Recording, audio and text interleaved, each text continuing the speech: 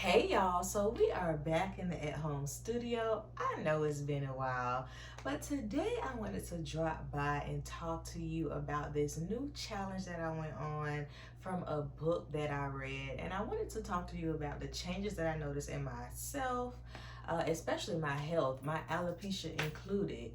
But before I get started, please be sure to like, share, and subscribe to my channel.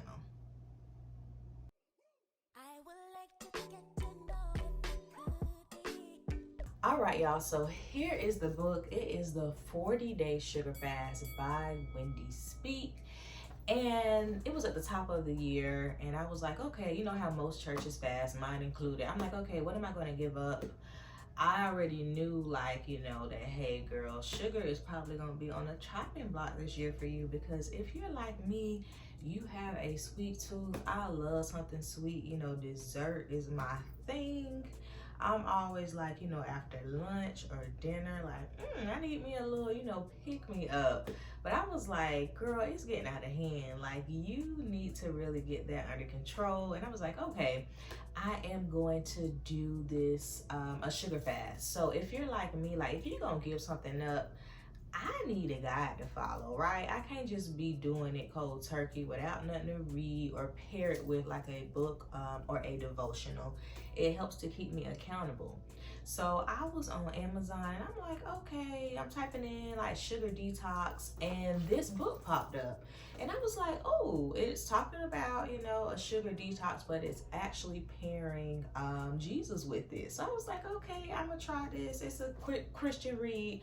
I ain't gonna lie now, I saw 40 days and I was like, all right now, I ain't Jesus, okay?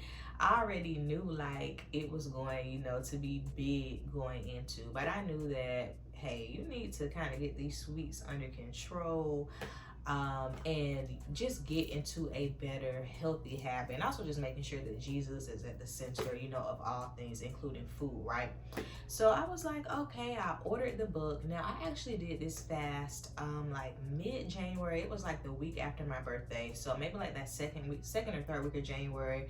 And it ended around like that last week of February. So I was like, whew, okay.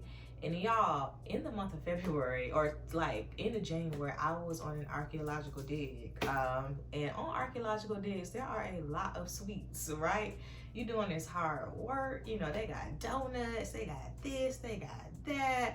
And I was like, oh, this might be a bit hard. And the archaeological dig was in the States. Now, if we was in Italy, y'all know like I go to Italy, I would have been like, nah, baby, we gonna have to do that when we get back, because that gelato alone, I ain't gonna be able to resist.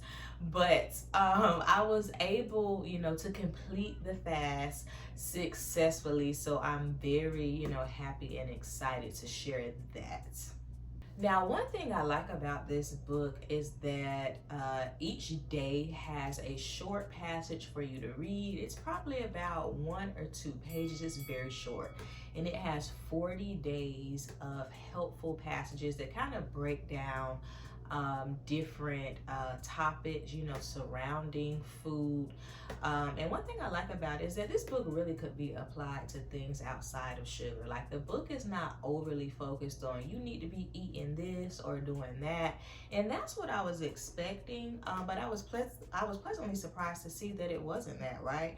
It talked about, submitting things to God. It talked about, different aspects of why we go to certain things like sugar, whether that's for comfort, whether it's for loneliness, whether it's just for, bad habits. And I really like that it broke down just the underlying things under sugar versus, overly focusing on, hey, get this, don't do this. Because I was really, like afraid of that. I already know like ice cream is my thing, so I knew that I was going to have to, give that up. But I really like that it was more from a, Christ-centered, holistic perspective. Now, like I said, this fast was 40 days. I did do the entire 40-day fast, y'all. And some things that I noticed in my body, You know, I would say about 2 weeks in, I noticed that I was a lot more thirstier. And I'm not like, I drink water, but I'm not a big person that be guzzling down water like a fish, right? I could do better in that area. But one thing I noticed going like early on is that, oh, I'm thirsty. And it wasn't just because I was on an archaeological dig site. Like, even just when I wasn't doing nothing, I was like really thirsty. Like, I definitely drank more water. And y'all, the cause of that is because, you know, when you're eating so much sugar, it can mask dehydration, right?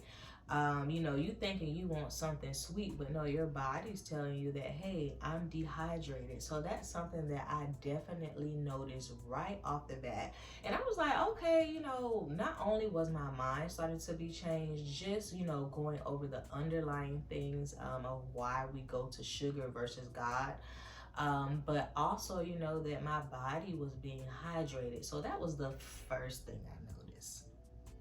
Now, the next thing I noticed was my knee. So I have been having like some issues with my knee. Like when I went on my first cruise, like last year, September, y'all, my knee was hurting so bad on that cruise, and it actually like swelled up. And I had like, the day I got back, I had to go to the doctor. Like it was hurting like really bad.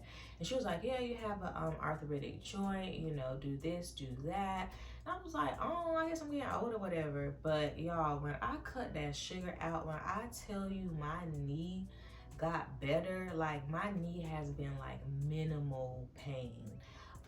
Definitely no swelling, and that let me know, you know, just that inflammation from that sugar in your body, you know, it affects our joints. And cutting out the sugar, you know, for those 40 days, I physically, you know, I was thirstier, my knee got better. So that was something, you know, that I was like, okay, Lord, look at you, you know, healing me as I, you know, lay things down to you. So that was something that I was like, hey, this is definitely, you know, the road that I need to be on when it comes to putting sugar down. And also, you know, we don't realize how many things we eat that have sugar in it. Like even outside of, you know, the cookies and cakes and ice cream, a lot of the processed foods, you know, there's a lot of sugar in those things. You know, bread as well contributes to your body's sugar. And it's just so many things that like we eat that it's like, wait a minute, you know, it's not just the things that we eat for sweets, it's other things as well. So it definitely made me more aware of that. Now let's talk about my alopecia, okay? If you're new here, I have alopecia, I have CCCA, I have centrifugal alopecia. My hair loss is in my crown. Make sure you check out my alopecia journey playlist. But you know, I've had alopecia for years at this point. And when I went into this, like I wasn't doing it, you know, for my alopecia. But in noticing the inflammation going down in my knee, I was like, okay, hopefully it'll help with the inflammation in my scalp as well. So, you know, one thing I would say that I noticed about my hair, because I hadn't got my hair cut while I was there for like 4 weeks, so I had a lot of growth. When I first cut my hair, I noticed that like one side, this side of my head was like really thin compared to the other side. And I did notice that it's gotten thicker. You know, I'm not sure if that is because my stressors have subsided, but it could also, you know, be due to me just decreasing my sugar intake. My hair is cut pretty low right now, but that was something that like I had been noticing. Okay, like this side of my head, that left side of my head is not as thin anymore. I didn't see like any like regrowth within, you know, like my thin areas. But it ain't get worse, you know, so that is something to be thankful for as well. You know, thinking about alopecia, you know, our hair follicles, they are inflamed. You know, there's something going on internally where our cells are attacking our hair follicles for whatever reason. Now, of course, there's no cure for alopecia, but you know, putting down processed foods, putting down sugary foods, you know, it wouldn't hurt. But yeah, I was like, okay, you know, we still alopecia loud, I'm alopecia proud over here. But I was definitely, you know, just even thankful, you know, to see just that left side of my hair kind of getting thicker again. Now, as I was doing the fast, I was like, okay, like, am I really going to like put sugar down forever? Like, I was kind of going back and forth with that. I did make it to the 40 days of course, and I would say about day 43, because it was the last week of that did.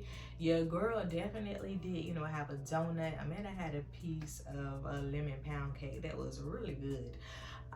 So I did go back to eating sugar, but one thing that I have done is that I'm not indulging in sweets every day, right?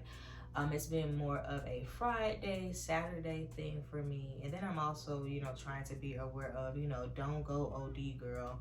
You know, make sure that you're still keeping it, you know, minimal. So I am still eating sugar, but during the week I have kind of stepped away from that. And in the book, you know, it talks about, you know, when you feel those cravings, right, go to God, you know, submit, you know, that craving to God. Also, you know, just praying just throughout the day is another component of this book. And then reading the helpful passages, you know, that was something that really helped me. And even now, you know, when I'm feeling like I want something sweet, I feel like I'm more aware of, am I stressed? You know, am I dehydrated? You know, is something happening? You know, I need to, you know, pray, or just go to God, you know, versus going to my ice cream, right? And I think, you know, that that's important with everything, whether it is sweets, whether it is um, friendships, you know, whatever. It's important to, you know, go to God first, you know. So I think my next steps are continue doing as I am. I ain't putting sugar, you know, down totally, but I am definitely more aware of my food choices and the why behind it.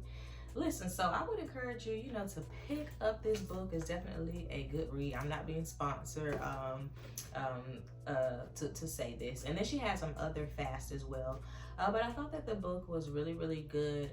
Would encourage, you know, anybody who needs help with putting that sugar down to, you know, get this book.